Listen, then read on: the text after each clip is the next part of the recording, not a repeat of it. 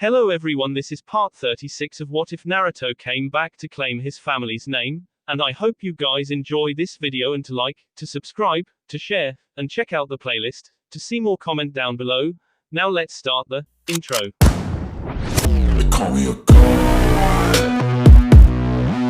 They call me a god. They call me a god. Join my membership, the perks are great. It's in the description. Be sure to like and subscribe, it gives me more motivation. Enjoy. Are you sure he can't get out? Asked Kushina as she looked at the black quantum fox sitting in a small pen. With paper seals all around it. Yes, the seals stop all demon chakra. He is still immortal to humans, but other than that he is powerless, said Kyubi as he looked at the young quantum fox. It's Saita, isn't it? My name is Saita and that is all you're getting out of me, said Saita as he looked at the three Namakazes and the Kyubi family standing before him. I am just wondering how I hurt that other fox, said Kushina. So am I, said Kyubi, it shouldn't have been possible. I have an idea, said Mai out of the blue as everyone looked at her. Maybe me hurting him allowed Kushina to hurt him. What, like the protection is only at the surface? Asked Naruto as Mai shook her fox head. It's possible, we never had to deal with fighting humans when we were already injured, said Fox Sakura. This may be the break we need, if your foxes can hurt them. Then we can come in and fight them at your side, said Naruto. It may work, but if a Rasengan only took a leg off, I don't think anything short of your strongest attacks will work, said Kyubi. Still, it's better than nothing. Alright, I will tell the cages when I meet him tomorrow, said Naruto as a Jonin appeared beside him. What is it? Sir, Rick Uzumaki has just returned from the polar outpost, said the Jonin. Good, I will talk to him once I finish here, said Naruto. I'll guard him, said Mai as she tilted her head toward the black fox sitting in the pen. Okay, but her does anything wrong, you can K him, said Kyubi as Mai nodded. What? Yelled Sakito, the 10-tailed demon fox in the ruins of the ice village. Your son was captured and the other soldier was killed, said a black fox with a missing leg as he was being treated by a medical fox. I see, said Sakito. Sir, we are ready to launch a rescue mission whenever you are ready, said a dark gray fox. No, my son was a weakling to let himself be captured, said Sakito. Besides, we are only a week away from launching our attack, we will get him then. I understand, sir, said the gray fox. Should I order our troops to begin the march toward the mainland? Yes. Let them see us coming and know they can nothing to stop us, said Sakito as the gray fox nodded his head. We will begin the march within the hour, said the gray fox as Sakito smiled. Meanwhile, Kushina, Imi and Anko sat in a small barbecue stand. Sounds like Fugaku was a real jerk, said Imi as she filled her meat over the small cooker in the center of the table. That is the understatement of the year, said Anko before looking at Kushina. Personally, I don't see why you wait on him. You're beautiful, a strong ninja and the daughter of the Hokage. All the boys our age would K to go out with you. So why are you waiting around for someone who said he can't be with you? Well, I love him, said Kushina. I have to agree with Anko on this one, said Imi. Besides, how do you know if you love Fugaku if you don't give anyone else a chance? Well, said Kushina as she tried to think of a reason. Besides, if you go out a date with someone else, what is the worst that will happen?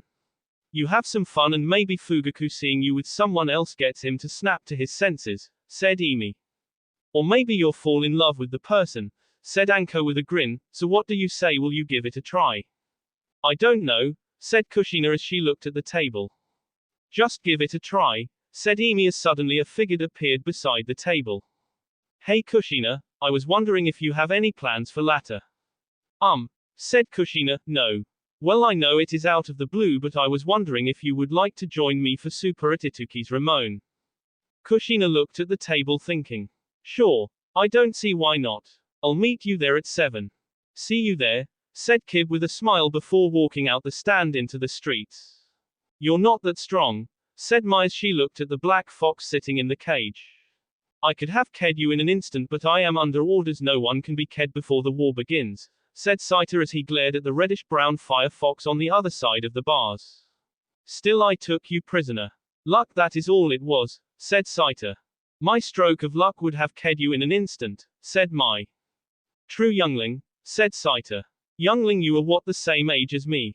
Said Mai as she glared at the quantum fox. You are only a youngling if you haven't killed one of your enemies, and you couldn't kill anything, weakling, said Saito. I killed one of your soldiers, so don't go calling me a weakling, said Mai as the fox rolled his eyes. True, but you fight without honor. Striking out of the tree, you need to face your enemies as you kill them. Where was the honor in killing an entire human village that was helping you? Asked Mai. I had nothing to do with that order. It came from above, I just followed them, said Saito. I was just following an order, that is your excuse for killing entire village. Filled defenseless men, women and their kids, said Mai with venom in her voice, that isn't right. One thing we can agree on then, said Saito. Fugaku Uchiha jumped from rooftop to rooftop looking high and low for Kushina. He had tired to wait for Kushina to come out in the morning to say sorry for what he had said before, but he had fell asleep in the tree. He landed on the roof of a store. He stopped for a moment as Liz appeared beside him. Any luck? Only the bad type. I ran into Anko, she said that Kib asked Kushina for dinner tonight, said Liz as Fugaku lowered his head. Did Kushina say yes? Asked Fugaku. Sorry, brother, but yes, said Liz, I could tell her about what Kib did setting you up. Fugaku shook his head. No, she would only think you're trying to get Kib for yourself. Well, I am, but I also want to see you two happy and together, said Liz. Thanks, Liz, but this is something I have to do myself, said Fugaku as Liz nodded before she disappeared. I am losing her and it's all my fault, thought Fugaku. You seem happy today, son, said Kiba as he walked into his family's kennel to find his son giving food out to the dozens of dogs. Well, I have a date tonight, father, said Kib with a grin as his father smiled. Wow, my little boy is growing up, said Kiba with a smile, so who is the lucky lady? Kushina, said Kib as Kiba's eyes widened. Kushina as in Kushina Namika's, Naruto's and Sakura's daughter, asked Kiba again, trying to make sure he heard it right. Do I know any other Kushinas? Asked Kib. Yes, dad. Wow, well, I thought she liked Fugaku, said Kiba as he placed a hand under his chin. Well, Fugaku said something to upset her and I like her since she wasn't one of those fangirls, said Kib. So you saw an opening to maybe get Kushina to like you instead of Fugaku, said Kiba as he shook his head. What, son, I hate to burst your bubble, but I don't see Kushina changing her mind about Fugaku, said Kiba as his son looked at him. She is too much like her father. Naruto spent years getting beat on and made fun of by Sakura and he never stopped loving her. Maybe you're right, father, but maybe you're wrong, said Kib. True, well, have fun on your date then, said Kiba before he walked out and straight toward his wife. If we both agree that you shouldn't have killed those villagers, then why did you? Asked Mai. I am a soldier, I was following orders, said Saito as Mai decided to change the subject. How old are you anyhow? Asked Mai as Saito looked at her. 20 in human years, said Saito. You. 17 in human years, said Mai as this fox seemed to be opening up to her. Tell me, do you even want this war to happen? We deserve to be free of the prison that your great-grandfather placed us in, said Saito. What is your world like? Asked Mai. Probably the same as yours. Open fields and forests, but that isn't the point, growled Saito. I grew up knowing that there were worlds outside ours, but I could never go there. You have been able to travel as you please between the demon world and this world. My people deserve that. Yes, you do, said Mai as Saito looked at her. You agree with me? Asked Saito. Yes, a prison is one of the worst places to be. To not be free, I would hate it, said the guard to the prisoner, said Saito. True, but that is because you want to destroy the humans and I like the humans, growled Mai. No, I don't want to, that's my dad, yelled Saito as my eyes shot wide. You don't want to? Asked Mai as the fox turned his back to her and laid down. Hey, listens to me. No, I don't have to, yelled Saito as he curled up. Barker, said Mai as she turned her back to the quantum fox. Meanwhile in the Hokage's office, Rick stood across from his cousin. So the heir on the move, said Rick as Naruto nodded. Yes, I am meeting the Kages tomorrow at a village in Waterfall Village, said Naruto. Naruto, if it's in the Waterfall Village, shouldn't you be heading out? Asked Rick. The QB and me are heading out after this meeting, said Naruto. Well, I don't really know what to say besides what you know, said Rick. Well, I want you to keep in contact with your spy network. I want to know as soon as possible what they are up to, said Naruto as he grabbed his Hokage robes before disappearing in a flash of light. Coming, said Sakura as she headed toward the front door. Naruto had left an hour ago to meet the cages. Sakura opened the front door to see Hinata Inuzuka standing there. Oh Hinata, what is going on? Sakura, I need to talk to you about something, said Hinata as Sakura moved to the side letting Hinata inside. Sure, do you want something to drink? Asked Sakura as Hinata sat at the dining room table. Yes, some water please, said Hinata as Sakura poured some water before picking up her tea. So Hinata, what is going on? Asked Sakura as she sat down across from her friend. Well, Kiba told me that Kib has a date tonight, said Hinata. Really? So he gave in to Liz asking her out? Asked Sakura as Hinata shook her head. No, he has a date with Kushina, said Hinata as Sakura almost spat out her tea. What? Asked Sakura. That is what I thought, said Hinata. No offense Sakura, but I don't. Kushina and my son are good together. None taken Hinata, said Sakura. I am just surprised as you were. She was just talking last night that she loves Fugaku. Did Fugaku do something to make Kushina upset her? Asked Hinata. Yeah, he did, said Sakura as she nodded her head. Hinata, I would bet that Kushina is trying to make Fugaku jealousy by going out with Kib. That is what I thought, said Hinata as the front door opened and Kushina walked in. She stopped in her tracks when she saw Hinata standing there. Hello there, Mrs. Inuzuka, said Kushina. Hello Kushina. I heard that you were going out on a date with my son. Asked Hinata as Kushina looked at the floor. Yes, but truth be told I don't like him like that, said Kushina. Just as I thought, said Hinata as to Kushina surprised she smiled. So tell me, why are you going out with him? Well, Emi and Anko had been saying that I should try going out with someone other than Fugaku, but it feels like I am betraying him, said Kushina. Don't worry, my son will come around, said a new voice as all three turned to see Ino standing in the back doorway. Piggy, sometimes I hate that the guard foxes let you through without a thought, groaned Sakura. Ah, don't worry about it, forehead, said Ino before turning her gaze to Kushina. Also, Kushina, just go out and have some fun with Kib. Wait, I thought you would be mad, said Kushina as Ino shook her head. No, I went on a 2 or 3 dates with Chuji when I was 16 before Sasuke came back, said Ino. I see. Well, I am going to check on our guest, said Kushina as she headed past Ino into the backyard. What are you up to, Ino? Asked Sakura as her friend just grinned and Uchiha grin. Why do you think I am up to anything, forehead? Because you only grin like that when you know something or are planning something, said Sakura. Fine, you got me. Last night Fugaku never came home, so earlier this morning I went out looking for him, and guess where I found him? No idea, asked Sakura. He was sleeping in the tree by your walkway, said Ino. Also, before I woke him up, he started speaking in his sleep. What did he say? Asked Sakura. Kushina, no, can't lose her, damn you Kib, said Ino as Sakura and Hinata smiled. Well, looks like he maybe has woken up finally about Kushina, said Hinata. Yeah, when I woke him up, he said he wants to apologize for what he said and offer to take her out to dinner, but he fell asleep, said Ino before she turned to Hinata. He also told me what Kib has been doing. Let me guess, said Hinata. He has been controlling things to get what he wants. Yeah, said Ino, a little stunned at the fact. Ino, my son is strong, smart and extremely talented. However, he is best at reading other people. He knows just what buttons to push to get what he wants. Meanwhile, Naruto and Kyuubi were jumping from tree to tree with 4 people beside them. Naruto looked to his right and saw Sasuke, Uchiha and Sai. It had taken a year, but Sai was cleared to return to combat standing, and he was already heading an Anbu squad. On his other side were Temari Nara and Minuto Morino. We are making good time, said Sasuke as he checked his watch. If we keep this up for another 4 hours we should be there, said Minuto.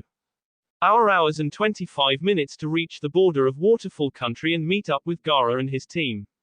Then an hour after that we will be at the gate, said Temari as Naruto nodded as they kept moving. So Mai, how is our guest doing? Asked Kushina as she saw Mai sitting in front of the cage. looking at the quantum fox lying down in the cage. He's okay, been quiet for a while, said Mai as Kushina headed toward the small shed and got out some meat from the deep freezer. Well, let's give him something to eat, said Kushina as she tossed the meat into the pen. Well, if you're okay, I need to get ready for my date. You have a date, Kushina? Asked Mai. Yeah, but it isn't with Fugaku-kun, said Kushina as she walked away. Mai turned back before breathing some fire. The sudden heat caused Saito to jump to his feet and spin around to face the flames. What are you doing? Yelled Saito as the flames SD down. Well, I thought you would like your meat cooked, said Mai as Saito looked down and saw the raw meat now was cooked and the smell caused him to drool a little bit before he bite into it. Thanks, said Saito as he started two ripe of pieces of meat. You're welcome, said Mai. We are taught that kindness means you want something, said Saito as he looked at Mai. Whatever you want you will not get it from me. Barker, I want nothing from you. I am just being nice, so shut up and eat, said Mai as she sent a clone of herself off to get her lunch. An hour later, Kushina in her bedroom looking at the clock. 6:55 looks like I better get going. Though Kushina as she disappeared in a flash of light and reappeared just outside of the stand. Suddenly a hand was placed on her solsar. Hello Kushina-chan, said Kib with a smile. Hello Kib, said Kushina as she turned and sat down on one of the seats. Kib shrugged before sitting next to her. Meanwhile, Fugaku stood watching from a rooftop just across the street from Kushina and Kib. He lowered her head as he heard Kushina laugh just a bit, as the first half hour passed and they were still there. Suddenly a light rain started to come down. Fugaku just stood there until an unbridle opened up beside him. Thanks Liz, said Fugaku. No problem brother, said Liz as she looked at her friend and her dream boyfriend sitting there eating. Down at the food stand, Kushina looked at Kib. You're serious? Asked Kushina. Yes, said Kib with a grin. I don't know if I want to slap you or huge you, said Kushina as Kib grinned. Doesn't really matter, now let's play out the final scene in my master plan, said Kib as Kushina nodded. Meanwhile in the Namikaze's backyard the rain started to come down heavier. Saito tried to keep himself warm as he glared at the new white fox guarding him. He was an all-white and hasn't said a word in the past 3 hours. He stood under covering over the deck out of the rain. Slowly a Mai appeared next to the fox. Brother, what are you doing? Sister, I am doing my job, watching the enemy, said the wind demon fox Fogo. I know, but you can at least put the covering on top of the cages to keep him out of the rain, said Mai as her brother rolled her. He is the enemy, he can deal with some rain, said Fogo. Well, I am going to put the cover over the cage, said Mai as she walked out into the rain. Saito watched as Mai walked up and pulled a small robe with her teeth. As she pulled, a tarp came over the top, stopping the rain. Better. Yes, thank you, said Saito in between shivers. You're welcome, said Mai as she took a deep breath before breathing out a small flame just outside the bears. It isn't much, but it should help keep you warm. With that she walked back toward the house.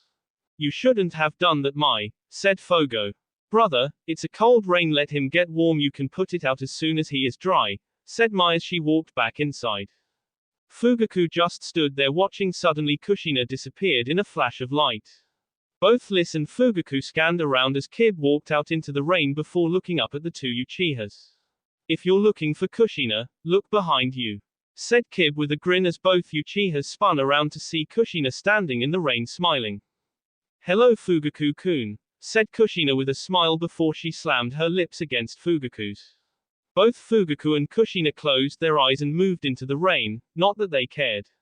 Liz's eyes shot wide before smiling at the sight as Kib appeared next to her.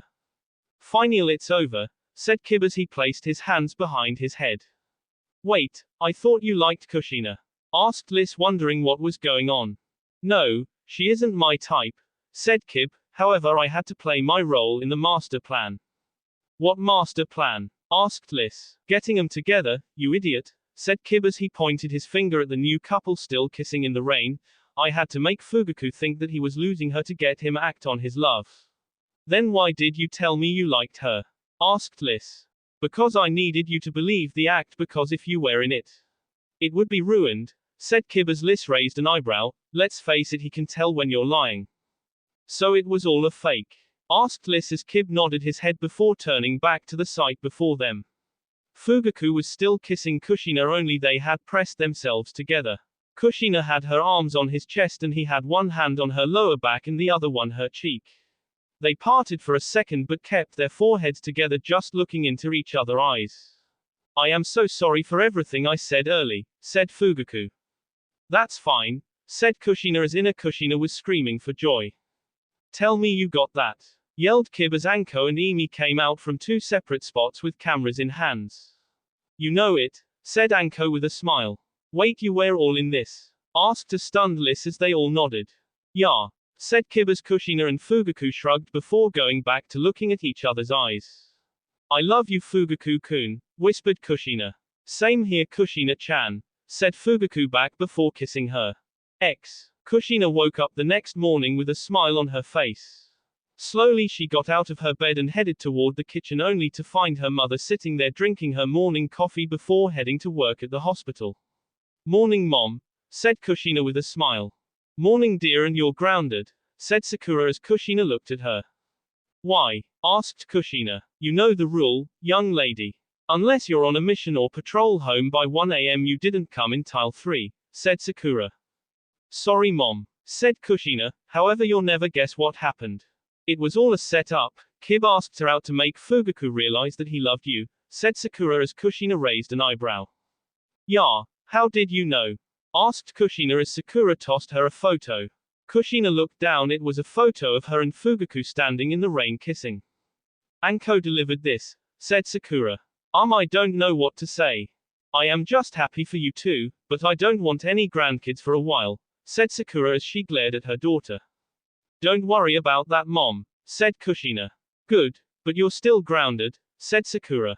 Meanwhile Naruto sat at a huge round table with the 4 other cages along with the leaders of waterfall, grass, rain and tree. So they are on the march, said the Sushikage, Earth Country. Yes, they are, said Naruto. So what are we supposed to do? Asked the Rain Jonin. I'll let the Kyuubi tell you his plan, said Naruto as Kyuubi appeared in a ball of flames. So what are we going to do about this invasion? Asked the Raikage, Lightning Country. Well, according to the old code, they can't use their teleportation capabilities behind our lines unless it is for a scouting mission, and in those they can't K. So we don't have to worry about that, said the Kyuubi. Also we have learned that humans can hurt demons as long as they are hurt first.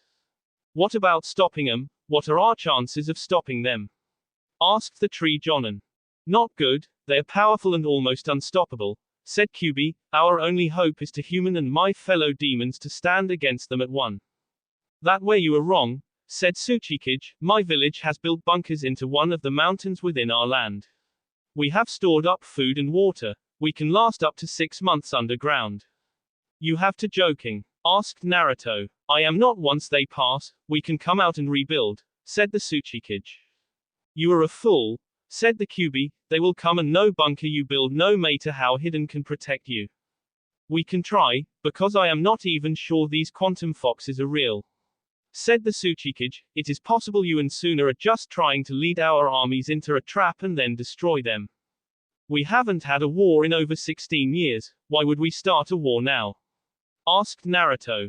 I don't know, but I will not risk my army in this case, unless I know for sure that these foxes are real, said the Suchikage. You will know they are real when they are attacking you, and then it's too late, said Kyuubi. Still my orders stand. The Rock Army will not take part in this alliance, said the Suchikage. Same goes to my army, said the Raikage. Well, I am with you, said the Tree Jonin from behind his Kakashi-like face mask. Because I know these foxes are really. That voice, I know that voice, said Kyuubi as he turned to look at the Tree Jonin. Dano Haruno. You got me, said Dano as he pulled off his mask. So Lord Hokage, how is my cousin doing? You are an S-ranked missing ninja, yelled the grass leader. I was, but now I lead the hidden tree village, Aomori, said Dano as he looked at his clan rivals. Can you please put the clan rival behind us? Asked Naruto. No, I will not be part of any collation with my clan's mortal enemy, said the grass Jonin before leaving. What about the waterfall village? Asked Gaara, trying to get the meeting back on track. People still talk about what Naruto did when he were a genin to help my country out, said the waterfall leader. So we will support you, but we have only a small army. Every soldier helps, said Naruto as he turned to look at Rain Jonin, who simply nodded his head. Slowly the rock and lightning cages walked out of the room. This is going to be harder than even I thought, grounded Naruto. If not impossible, Kit, said Kyuubi before a sudden burst of flames appeared beside them. When the flames disappeared, a small red fox stood there. What is it? Sir, the quantum foxes are on the move. They are heading toward the coastline, said the fox. All right, I am going to give you a very important but risky mission, said Kyuubi to the fox. I will do anything you want, sir, said the fox. I want you to deliver a message to the quantum fox leader, said Kyuubi. I am calling upon the old law of the battlefield. Tell him in 3 days I will send another fox with the place. Also tell him we have captured his son. Yes, sir, said the fox as he disappeared in another ball of fire. What is this law about? Asked Naruto. It's a law, stating that the defender can pick a battle site for any arranged battle, said Kyuubi. So you are going to pick the place we are going to fight him? Asked Naruto. Yes, but the thing is, once we pick the place we have to show, and it's an all or nothing thing, said Kyuubi. If we win the battle we win the war, if not we lose the war. From what you said, we will need everything we have to have any hope of beating them, said Naruto. We might as well throw our best punch first. Meanwhile, back in the Leaf Village, Kushina couldn't help but smile as she and her friends eat a late lunch. So you finally have your man, said Liz. Yes, said Kushina. Liz, I am sorry that we couldn't bring you into our plan, but it couldn't be helped, said Emi. Still, it was mean, snapped Liz. You made me think that my love is in love with my best friend. You have no idea how that feels. We made you feel horrible for a few days so that your brother and your best friend could end up together for a lot longer than a few days, said Anko. Still, it hurts, said Liz. Liz, the only thing that has changed, you can go after Kib all you want, said Anko. Now you can focus totally on getting him instead of getting Fox Girl and Snake Boy together. I am going to KU, you know that, said Fugaku as he leaned against a tree with a cup of water. You won't, said Kib with a grin. As much as you hate what I did, you love the results. True, said Fugaku as a rare smile crossed his face. However, I am still going to KU. Kib rolled his eyes. You're happy with the results, so what is the problem? The problem is that you put me and my sister through hell, said Fugaku, but me and Kushina benefit from that pain. Okay, how about I feel some pain, said Kib. I will surfer though a dinner with Liz. Liz gets her date and you don't try to K me. Works for me, said Fugaku as he grinned, imagining his sister's reaction to Kib's action. I have to tell you, Liz will spend hours getting ready for her dream date. I agreed to a dinner, nothing more, said Kib. You have no idea how big of a headache this will cause me. After I do this, she will double her already annoying attempts to go out with me. Or maybe you will find after she is done trying to get you to give her a chance you may actually like her, said Fugaku as Kib rolled his eyes. You're right, said Kib as he stood up. Come on, let's get back to training. Mother, said Mai as she walked up to her mother, Sakura the demon fox of wind. Can I ask you something? Sure, said Sakura. Do you know what life was like for the demon foxes before the war? Asked Mia. Well, Mother was very young at the beginning of the war, but she says it was similar to what life is now, said Sakura, only instead of the fire foxes running the council, it was the quantum foxes. It was a very peaceful until one of the quantum foxes decided that they wanted to remove the rest of the elemental foxes from government and pretty much make us slaves. I see, said Mai. We have tried to make peace with the quantum foxes by offering them their position back on top of the council as long as they don't try to make us slaves and leave the humans alone, said Sakura. They didn't take the deal? Asked Mai. No, flat out rejected it. In the message back from Sakito says the war will end when we are all S, said Sakura. You know, my great-grandmother was a quantum fox. That is how I was able to open those SS in time. Now a normal quantum fox would do it a lot better than me at it. So would they already know the future? Asked Mai. No, that is a thing about demon wars, they are time blocked, no one can see past them, said Sakura. One of the signs of the end of a war is the ability to see into the what may be the future. I see, said Mai. I better go replace brother for guard duty. A couple hours later, Mai stood guard over the enemy demon fox. Tell me something, how does your government work? Asked Mai as Saito raised an eyebrow. Why do you ask? Asked Saito. I just want to know, will it show any military secret to tell me? No, it will not, said Saito. Well, simple put, we have a council, my father at the top, but even he has to obey the laws of the council. I see. I have one more question, what is the point behind this war? Asked Mai. I know you want freedom, but you already have it, so why are you going to kill us all? What do you mean we don't want that? Said Saito. If we kill all the other demon foxes, what would have changed? All that would have happened is that our lands have grown. That is what your father said in the message regretting our peace offering. Said Mai. The war would end when we are all less. Wait, what peace offering? The council never saw any peace offering from the other demon foxes, said Saito. Well, we sent a message offering peace. Your father would get the head council seat of all the demon foxes as long as the humans and us are left in peace, said Mia as Saito looked at the ground. He never told the council, said Saito. He knew that almost everyone on the council just wants freedom and they would have taken your peace offering right away. If what you said is true, then he is just using this entire thing as revenge against what your family did to mine so many years ago. So the full QB wants all this to be decided by one battle, said ten-tailed demon fox Sakito as he marched with his army. Yes, my lord QB will send another massager with the location soon, said a fire fox as he stood in front of Demon Lord. I see. Well, that means I will just to fit all my fun and king all of you in a single day, said Sakito. That will be hard. That will be all for this video. Be sure to like, subscribe, share, and comment down below for more videos. Goodbye.